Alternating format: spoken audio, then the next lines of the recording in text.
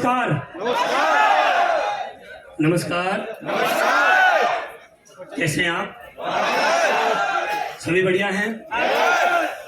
अभी ये जो हमारा ट्रिप है, इस ट्रिप से पहले अभी हम लोग बहुत सारे साथी ऐसे होंगे जो अभी विदेश से आए हैं, है ना? बहुत सारे साथी जो अभी थोड़े दिन पहले अभी थाईलैंड गए थे, यहाँ पर होंगे कुछ। चलिए, अभी हम लोग थाईलैंड से जब आए थे तो यहाँ पर अभी बात चल रही थी, सर लोग आके बता रहे थे कि सीखने की बारी है, यहाँ कुछ आके सीखते हैं। तो यहाँ पर बहुत सारे लोग होंगे जो थाईलैंड से एक चीज सीख के आए होंगे। अब आप इसको गलत वे में लेके जा रहे हो, आप लेके जा सकते हैं। नजरिया हर आदमी का अपना अपना होता है।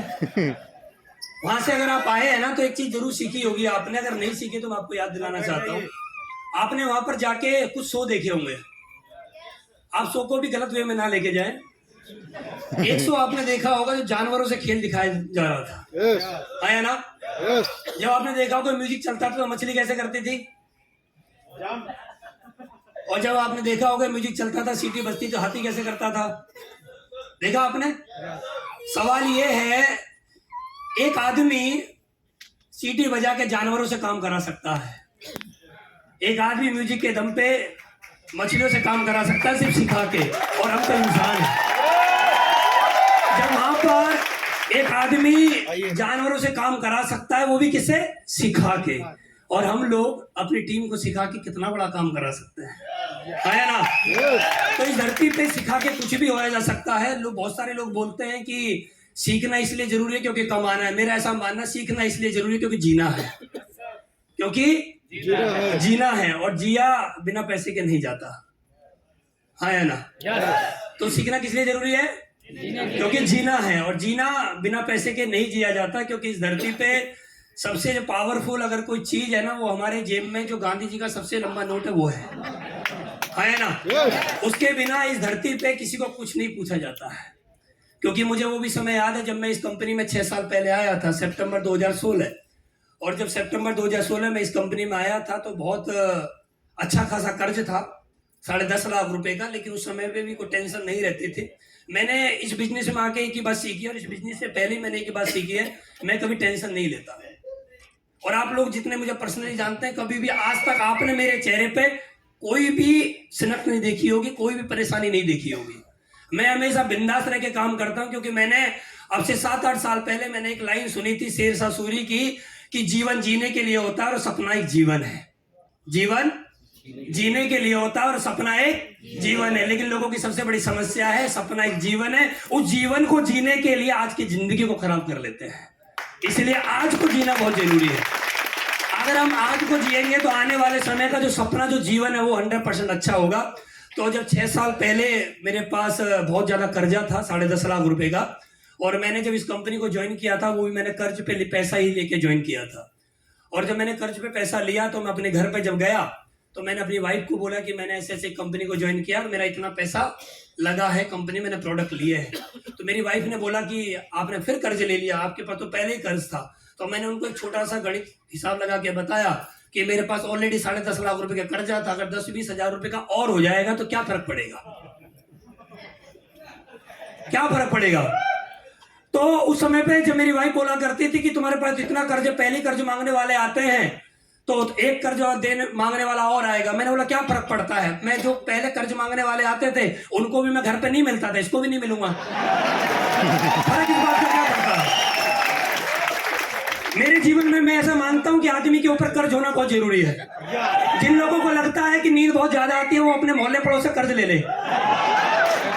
वो कर्ज ले लेगा तो क्या होगा, उसको डर रहेगा सुबह 6 बजे कर्ज मांगने वाला आएगा, वो 5:30 बजे घर से फरार, है ना? और बहुत सारे लोगों को लगता है कि रात को घर जल्दी आना, वो भी कर्ज लेके रखे।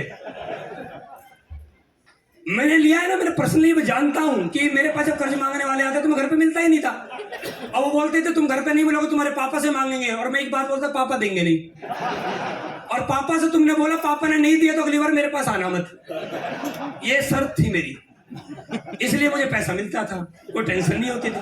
जब मेरे पास 10.5 लाख रुपए कर्ज आता ना, मैं जब भी बिंदास रहता था। मेरी जेब में अगर 100 रुपए कहीं से गलती से आ जाते थे ना, कहीं से गलती से, तो मैं उसको भी इंजॉय करता था। मैं हमेशा एक बात सोचता था कि कल की कल देखी जाएगी, आज जो है ना पहले उसको जी लिया जाए, कल क्या होगा पता नहीं। आज में क्या है वो जीना बहुत जरूरी है। तो मेरे पास 100 का नोट होता था, मैं बिंदास रहता था। 500 का आ गया तो मेरे से बड़ा रईस कोई नहीं। ये उस समय की बात है, उससे 6 साल पहले की। तो जब मेरे पास 10.5 लाख रुपए का कर्जा था ना, तब भी मैं खुश रह के अपने ऊपर प्राउड फील करता था। मैं अपने आप को फिर भी बधाई देता था यार, 10.5 लाख रुपए का कर्जा कोई छोटी मोटी बात थोड़ी है। जिसकी कोई औकात होती है दुनिया उसी को तो कर्ज देती है। अगर आदमी के ऊपर जितना बड़ा कर्ज होगा ना, ये समझ लेना उसकी औकात उतनी बड़ी है। अरे किसी फुक्कड़ आदमी को कोई सारा चलन नहीं थे यार, 10.5 लाख रुपए का कर्जा तब भी बिंदास, कोई टेंशन नहीं। टेंशन मैं कभी नहीं लेता था। मेरी वाइफ बोलती थी तुम यार पास इतना बड़ा कर्ज, तुम टेंशन में नहीं आते। मैं एक बात बोलता था, पैसा किसने दिया? बोला उन लोगों ने। मैंने लिया? बोला हाँ। टेंशन कौन लेगा? टेंशन किसको होगी अपने पैसे की? आप बताओ, टेंशन किसको होनी चाहिए? उस आदमी को जिसने दिया है। अच्छा पीछे कौन कौन भागेगा? वो आदमी जिसने दिया है। तो अपने को क्यों परेशानी आई? Tension free. जब 10.5 लाख रुपए का कर्जा था ना मेरे ऊपर, तब भी मैं गाड़ी मेंटेन करता था, चाहे उसमें डलवाने के लिए सीएनजी ना हो, लेकिन गाड़ी वाला था मैं। मेरे पास जब मेरी शादी हुई थी तो मुझे ससुराल से एक मोटरसाइकिल मिली थी, और जिसको बोलते हैं ससुराल से सहायता प्राप्त। वो मोटरसाइकिल अपनी नहीं होती, वो सर्विस बाइक होती है। क्या होती है वो? सर्विस बाइक होती है। वो जो आपके ससुर जी है वो बाइक इसलिए देते हैं कि ये हमारी लड़की है, इसको बैठा के लाना और सही से बैठा के लेके जाना है, सर्विस वाली है, आपकी नहीं है। और किसी को ये लगता है वो हमारी, जब तलाक होता है तो वो पहले छीनी जाती है ना, वो अपनी नहीं होती है, वो सर्विस वाली है। तो सर्विस वाली बाइक मुझे मिली, और जब उस बाइक का कंगाली में जब तेल खत्म हो जाता था ना, मैं बहुत ज्यादा धक्के मारा करता था उसमें, पैदल पैदल। बहुत सारे लोगों ने मेरी बाइक के पीछे पैर लगा के मुझे कई किलोमीटर तक यात्रा करवाई। बहुत सारे लोगों ने हमें कुछ ना कुछ आइडिया दिया कि जब बाइक में तेल खत्म हो जाए तो टंकी खोलो, फूंक मारो। तो फूंक वाले भी जो सॉफ्टवेयर थे वो भी हमने लगाए। किसी ने कुछ बोला कि भाई आगे से उठाओ, और आप जानते हो अकेला आगे से उठा नहीं सकता था, तो मैं एक दो को पकड़ता था, भाई थोड़ा सा आगे से उठे, इसमें इंजन में कुछ कचरा आ गया है। तो मैं आगे से उसको उठवाता था, उसमें थोड़ा बहुत तेल रहता था, वो पीछे आकर फिर 1-2 किलोमीटर तक वो चल जाया करती थी। और कभी कभी नहीं चलती थी तो मैं पैदल पैदल उसको चलाता था। मेरे जानकार लोग गली मोहल्ले के मिल जाते थे, क्या हो गया भाई बाइक में। मेरा ऐसा रिकॉर्ड रहा है, मैं अपने आप में बात कर रहा हूँ और अपने आप से मैं कहना चाहता हूँ, और मैं आपको बस एक एग्जाम्पल देना चाहता हूँ। मैं इस दुनिया में एक बात जानता हूँ कि सामने वाला आदमी कैसा है कैसा नहीं है, उसकी जेब से उसको अंदर से कॉन्फिडेंस आता है। मेरे पास कुछ भी नहीं होता था ना, कुछ नहीं होता था, मैं तब भी नर्वस नहीं होता था। मैं सामने वालों की बात बोलता, जब पूछा इसमें क्या तेल नहीं है, मैं एक बात बोलता था, तेल तो है, टंकी फुल है, इंजन में समस्या है।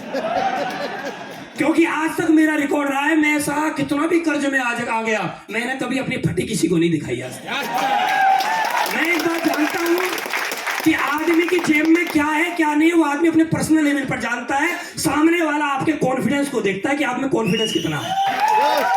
बस आपकी वैल्यू सामने वाला आपके कॉन्फिडेंस से लगाएगा। आपके कॉन्फिडेंस में दम है तो बहुत बड़ा काम हो जाएगा, है ना।